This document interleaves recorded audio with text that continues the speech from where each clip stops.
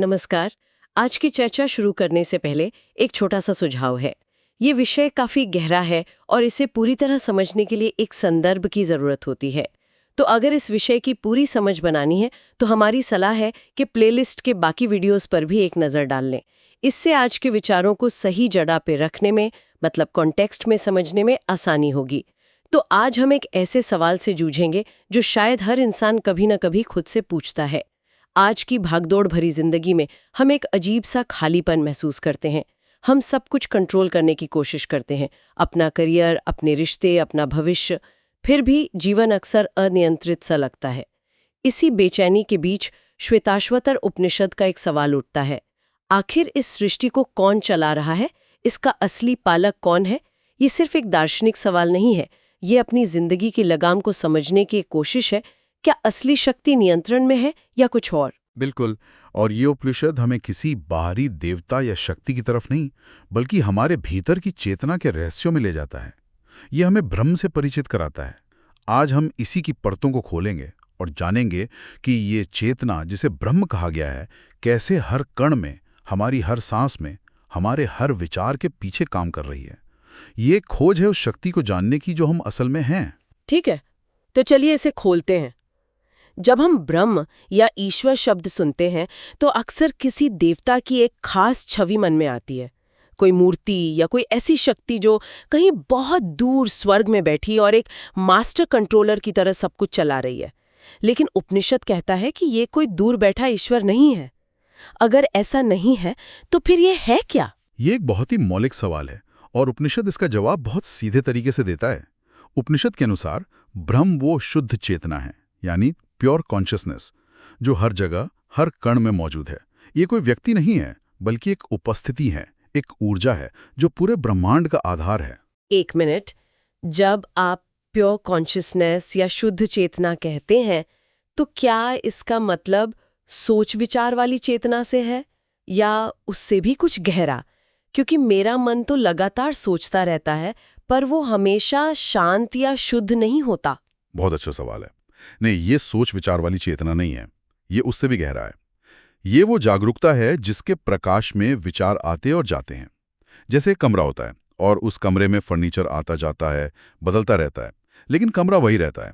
वो कमरा है शुद्ध चेतना और फर्नीचर हैं हमारे विचार, भावनाएं और अनुभव। ब्रह्म वो स्पेस है जिसमें सब कुछ घटित हो रहा है। स्रोत में इसका एक बहुत अच्छा उदाहरण दिया गया है जिससे ये बात बिल्कुल साफ हो जाती है। जैसे बिजली एक ही होती है, लेकिन जब वो पंखे में जाती है तो हवा देती है, बल्ब में जाती है तो रोशनी देती है, और फ्रिज में जाती है तो ठंडक देती है। पंखा, बल्ब और फ्रिज के रूप और काम अलग अलग हैं, पर उनके पीछे की ऊर्जा, वो बिजली, एक ही है। ब्रह्म एक सागर में, दूर के तारों में, एक छोटे से कीड़े में और एक इंसान के भीतर एक ही ऊर्जा के रूप में सक्रिय है। कोई भेद नहीं है। उपनिषद का एक बहुत प्रसिद्ध सूत्र है, एको देव सर्वभूतेषु गूढ़ा। इसका अर्थ है एक ही ईश्वर सभी प्राणियों में छिपा हुआ है। यहाँ गूढ़ शब्द बहुत महत्वपूर्ण है। इसका मतलब ये नहीं कि वो जानबूझकर छिपा है, बल्कि यह है कि हमारी इंद्रियां उसे पकड़ नहीं पाती। हमारी आंखें रूप देखती हैं, कान आवाज सुनते हैं, पर उस चेतना को देखने या सुनने के लिए हमें अपने भीतर उतरना पड़ता है। वो सामने से दिखता नहीं, पर वही सब कुछ चला रहा है। ये बात तो समझ आती है, लेकिन यहीं पर एक उलझन भी खड़ी होती है। अगर ब्रह्म शांत और स्थिर चेतना है, एक नींव की तरह, तो फिर इस ब्रह्मांड में और हमारी अपनी जिंदगी में इतनी हलचल क्यों है? ये गति, ये बदलाव, ये निर्माण और विनाश का चक्र, ये सब कौन ला रहा है? अगर ऊर्जा शांत है तो ये सब ड्रामा कहाँ से आ रहा है? यहाँ पर माया का सिद्धांत आता है। ये वेदांत के सबसे गहरे और अक्सर गलत समझे जाने वाले सिद्धांतों में से एक है। इसे यूं समझिए कि भ्रम एक सिनेमा के पर्दे की तरह है, बिल्कुल स्थिर, सफेद, अपरिवर्तित, और माया उस पर चल रही फिल्म है। फिल्म में ड्रामा है, एक्शन है, रंग है, पात्र हैं, सब कुछ बदल रहा है, लेकिन पर्दा वो वही का वही रहता है। पर्दे के बिना फिल्म नहीं दिख सकती और फिल्म के बिना पर्दे का कोई मतलब नहीं। तो ब्रह्म आधार है और माया उस पर होने वाली गतिविधि है। सही कहा। ब्रह्म अस्तित्व का आधार है और माया वो रचनात्मक शक्ति है जो लगातार रूपों को बना रही है, बदल रही है और चला रही है। और ये माया 3 मौलिक शक्तियों या गुणों के जरिए काम करती है: सत्व, रजस और तमस। रजस गति, जुनून और महत्वाकांक्षा पैदा करता है। तमस आलस्य, भ्रम और स्थिरता लाता है। और सत्व वो संतुलन, स्पष्टता और शांति लाता है। हमारे सारे निर्णय, हमारी भावनाएं, हमारा मूड, सब इन 3 धागों का ही कील हैं। तो क्या इसके मतलब ये है कि जब मैं सुबह कभी बहुत मोटिवेटेड महसूस करती हूँ और दोपहर तक बिल्कुल थक जाती हूँ, तो ये बस इन गुणों का खेल है? रजस मुझे सुबह दौड़ा रहा था और तमस दोपहर में रोक रहा है। बिल्कुल। ये हर पल हमारे भीतर चल रहा है। ये प्रकृति की लय है। और ये सिर्फ हमारे मन में ही नहीं, हमारे शरीर में भी काम कर रही है। आपका दिल धड़क रहा है, सांसें चल रही हैं, शरीर के अंदर लाखों कोशिकाएं बन रही हैं, मर रही हैं। ये सब कौन कर रहा है? हमारा तो इस पर कोई सचेत नियंत्रण नहीं है। उपनिषद इसी शक्ति को अंतर्यामी कहता है, वो जो अंदर बैठकर सबको गति दे रहा है। ये वही ब्रह्म चेतना है जो माया और उसके गुणों के माध्यम से ये सब चला रही है। जैसे ही वो चेतना शरीर से हटती है, जिसे हम मृत्यु कहते हैं, सब कुछ रुक जाता है। ये पर्दे और फिल्म वाली बात सुनने में तो अच्छी लगती है, लेकिन असल दुनिया में तो दुख और तकलीफ बहुत असली लगते हैं। जब किसी को दर्द होता है तो वो उसे फिल्म का हिस्सा मानकर अनदेखा कैसे कर सकता है? क्या ये कहकर कि सब माया है, हम असल समस्याओं से मुंह नहीं मोड़ रहे हैं? यह एक बहुत ही जायज सवाल है। वेदांत ये नहीं कहता कि दर्द और दुख एक भ्रम है। वो अनुभव के स्तर पर 100% असली हैं। माया का अर्थ अवास्तविक नहीं, बल्कि परम सत्य नहीं है। इसे ऐसे समझें, जब आप सपना देख रहे होते हैं तो सपने में होने वाला डर या खुशी उस समय बिल्कुल असली लगते हैं, लेकिन जागने पर आपको पता चलता है कि वो एक अलग स्तर की सच्चाई थी। इसी तरह यह दुनिया और इसके अनुभव हमारे जागृत अवस्था का सच है। लेकिन एक और अवस्था है, साक्षी की अवस्था, जहां से यह सब एक नाटक की तरह दिखाई देता है। दर्द महसूस होता है, पर वो दर्द आप नहीं होते, आप दर्द को देखने वाले बन जाते हैं। यहीं पर मेरा अगला सवाल आता है। अगर सब कुछ वही चेतना, माया और गुणों के खेल से हो रहा है, तो मेरे फैसलों का क्या? जब मैं सुबह उठती हूँ और ये तय करती हूँ कि आज क्या करना है, तो क्या वो फैसला मेरा नहीं है? क्या हमारी कोई स्वतंत्रता, कोई फ्री विल नहीं है? ये सोचना ही थोड़ा निराशाजनक लगता है, जैसे हम सिर्फ रोबोट हैं जो अपनी प्रोग्रामिंग पर चल रहे हैं। प्रकृति का मतलब है हमारे गहरे संस्कार, हमारी आदतें, हमारे पिछले अनुभवों का संग्रह। हम बस उन्हीं पैटर्न के हिसाब से प्रतिक्रिया देते रहते हैं। कोई हमारी आलोचना करता है, हमें गुस्सा आ जाता है। ये फैसला नहीं, ये एक स्वचालित प्रतिक्रिया है। तो फिर व्यक्तिगत जिम्मेदारी की कोई जगह नहीं है? क्या कोई अपने बुरे कर्मों के लिए कह सकता है कि ये तो मेरी प्रकृति ने करवाया, मेरा कोई दोष नहीं? नहीं, ऐसा बिल्कुल नहीं है। यहीं पर असली स्वतंत्रता का सवाल आता है। उपनिषद कहता है कि असली स्वतंत्रता किसी खास एक्शन को चुनने में नहीं है, बल्कि एक्शन करने से पहले जो इम्पल्स या विचार उठता है, उसे देखने की क्षमता में है। उस विचार और आपकी प्रतिक्रिया के बीच जो छोटा सा खाली स्थान है, वही स्वतंत्रता का क्षेत्र है। उस क्षण में जागरूक होना, यही साक्षी भाव है। जो चेतना में जागता है वही असल में मुक्त होता है, क्योंकि वो अपनी प्रोग्रामिंग का गुलाम नहीं रहता, वो उसे देख सकता है। देखना, इसका क्या मतलब है? क्या सिर्फ देखने से कुछ बदल जाता है? देखने का अर्थ है दृष्टा या साक्षी भाव में स्थित होना। ये एक बहुत बड़ी वैचारिक छलांग है। ये समझना कि आप शरीर नहीं हैं, आप शरीर की सेंसेशंस को देख रहे हैं। आप मन नहीं हैं, आप मन के विचारों को देख रहे हैं। वो कौन है जो देख रहा है कि मन में गुस्सा आ रहा है? वो कौन है जो देख रहा है कि शरीर थक गया है? जो इन सबको सिर्फ देख रहा है बिना किसी हस्तक्षेप के, वही साक्षी है। और यही ब्रह्म का सीधा प्रत्यक्ष अनुभव है। स्रोत में इसे समझाने के लिए एक और सुंदर उदाहरण दिया गया है। ब्रह्म एक महासागर की तरह है और हम सब उसकी लहरें हैं। जब हम खुद को सिर्फ एक लहर समझते हैं, एक अलग व्यक्ति, एक नाम, एक पहचान, तो हमें किनारे से टकराने का, खत्म हो जाने का डर और तनाव होता है।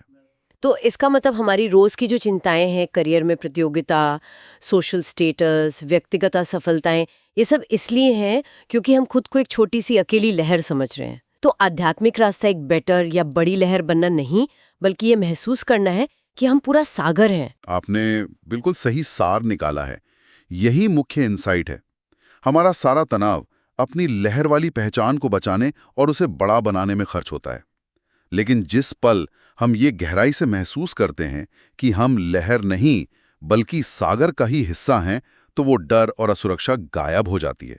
तब अनंत विस्तार का अनुभव होता है। साक्षी भाव हमें लहर की क्षणिक पहचान से निकालकर सागर की शाश्वत पहचान में स्थित कर देता है। ये सागर और लहर की बात समय के बारे में सोचने पर मजबूर करती है। लहरें तो समय के साथ बनती बिगड़ती हैं, पर सागर हमेशा रहता है। तो क्या हमारे अंदर भी कुछ ऐसा है जो समय से परे है? स्रोत इस चेतना को समय के रहस्य से भी जोड़ता है। ये कैसे जुड़ा है? यहाँ एक आकर्षक बात सामने आती है। उपनिषद और दूसरे आध्यात्मिक ग्रंथ कहते हैं कि समय मन की एक अवस्था है। ये कोई बाहरी वस्तुनिष्ठ चीज नहीं है। इसे ऐसे समझें, आप अपने बचपन को याद करते हैं, अपनी जवानी को अनुभव करते हैं और अपने बुढ़ापे की कल्पना करते हैं। शरीर बदल रहा है, मन बदल रहा है, आपकी पहचान बदल रही है, लेकिन जो इन सब बदलावों को देखने वाला है, वो साक्षी, वो चेतना, वो कभी नहीं बदलता। वो बचपन में भी वही था जो आज है और भविष्य में भी वही रहेगा। वह समय के प्रवाह को देखता है, पर खुद उस प्रवाह में बहता नहीं। लेकिन समय तो घड़ी में चलता है, ये एक बाहरी हकीकत लगती है। सूरज उगता है, डूबता है। ये सिर्फ मन की अवस्था कैसे हो सकती है? क्या इसका मतलब है कि अगर कोई साक्षी भाव में स्थित हो जाए तो उसकी उम्र बढ़नी बंद हो जाएगी? ये एक शानदार सवाल है। नहीं, शरीर की उम्र बढ़नी बंद नहीं होगी।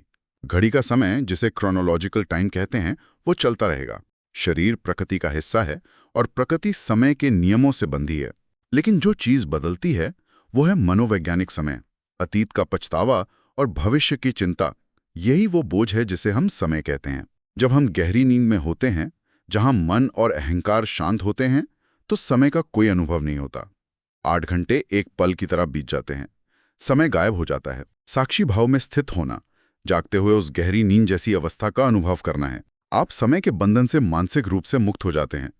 उम्र बढ़ती है, पर आप पर बुढ़ापे का डर हावी नहीं होता। यह सिद्धांत तो बहुत आकर्षक है, लेकिन रोजमर्रा की जिंदगी में कोई इसे कैसे अनुभव कर सकता है?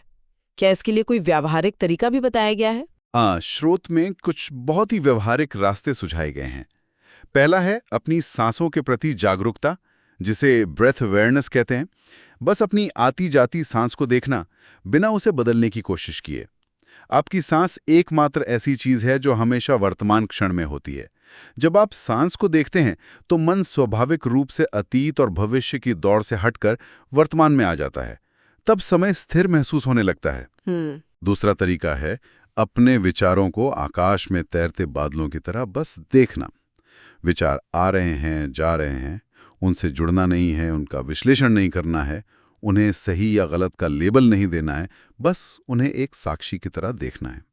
जैसे जैसे ये अभ्यास गहरा होता है, आप महसूस करते हैं कि आप विचार नहीं, बल्कि विचारों को देखने वाले हैं। मैं आपको एक छोटा सा किस्सा बताता हूँ। एक बार मैं ट्रैफिक में फंसा हुआ था और बहुत गुस्सा आ रहा था, देर हो रही थी।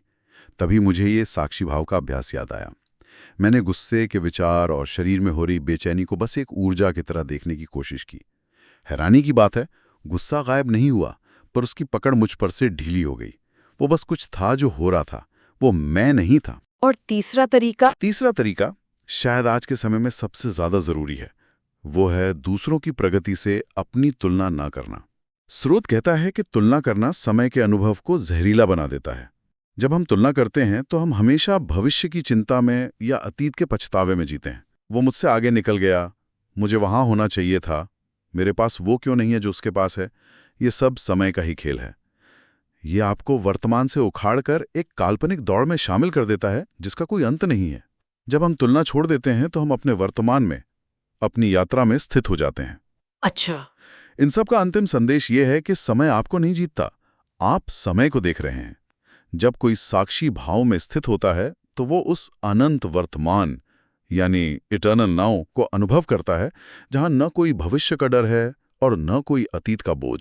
तो आज की इस चर्चा का सार यही लगता है कि जिस नियंत्रण और स्थिरता को हम बाहर की दुनिया में खोज रहे हैं, वो असल में हमारे भीतर ही मौजूद है।